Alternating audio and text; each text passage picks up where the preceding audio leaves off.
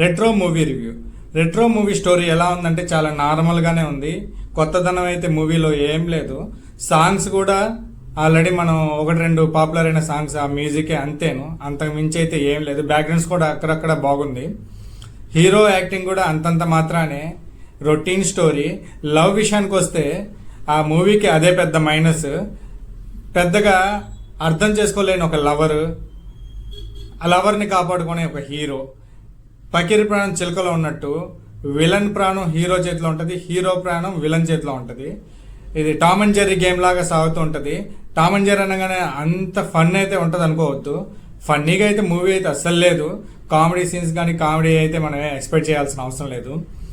మనం ఓపిక్గా కూర్చొని చూడగలిగితే చూడగలుగుతాం అంతేగాని మూవీ అయితే బాగుందని అయితే నా విషయానికి వస్తే మూవీలో అంతగా ఏం పెద్దగా హైలైట్ సీన్స్ అయితే ఏం లేవు. లైట్గా తీసేయచ్చు.